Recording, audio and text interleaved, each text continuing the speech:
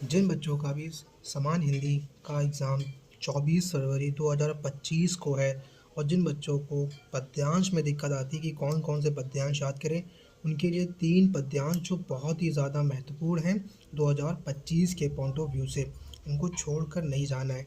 जो बच्चे चाहते हैं कि मेरे भी 5 नंबर आ जाएं, उनके लिए महत्वपूर्ण पद्यांश, इन पद्यांशों में कम लिखना पड़ता है और ये पूरे पूरे नंबर देखे जाते हैं, क्योंकि इनका कहता है कि निम्नलिखित पद्यांश का ससंदर्भ सहित अनुवाद कीजिए। तो हमारा पद्यांश क्या है कि भाषासु मुख्या मधुरा दिव्य गीवाण भारती तत्सहि मधुरम काव्य तस्मादपि सुभाषितम। अब मैंने इसका संदर्भ लिखा है। संदर्भ क्या लिखा है कि यह श्लोक संस्कृत दिग्दर्शिका के सुभाषित रत्नानी शीर्षक पाठ से अवतरित है।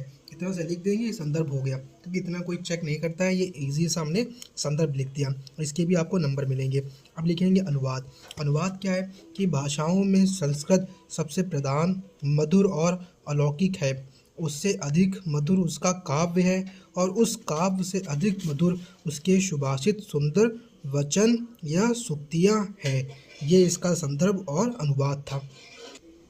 अब हम दूसरा देख लेते हैं। दूसरा क्या है, न चौरहार्यम न च राजहार्यम न भ्रात भाज्यम न च भारकारी वैवे कृते वृद्धत एवं नित्यम विधाधनम सर्वधनम प्रधानम। इसका हमें क्या लिखना है, संदर्भ लिखेंगे कि संदर्भ क्या है कि प्रस्तुत पद्यांश संस्कृत दिग्दर्शिका के शुभाद रत्नानी शीर्षक से लिया गया है। अब इसका हम अनुवाद देख लेते हैं कि अनुवाद क्या है। इसका अनुवाद क्या है कि विद्या रूपी धन समस्त धनों से प्रधान यानी कि श्रेष्ठ है, क्योंकि न तो चोर उसे चुरा सकता है, न राजा द्वारा छीना जा सकता है, न भाई द्वारा बांट सकता है और न ये बोझ बनता है यानी कि भारहीन नहीं है, अर्थात भार रूपी नहीं है और खर्च करने से लगातार बढ़ता जाता है, अन्य धनों के समान घटता नहीं। ये इसका संदर्भ और अनुवाद था। अब हम तीसरा देख लेते हैं।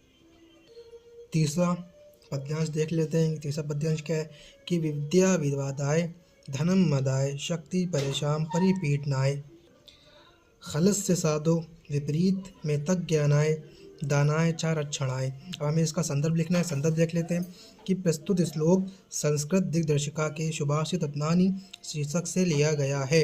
अब इसका अनुवाद देख लेते हैं कि दुष्ट की विद्या विवाद के लिए, धन मद के लिए और शक्ति दूसरों को परेशान करने अर्थात पीड़ा पहुंचाने के लिए होती है।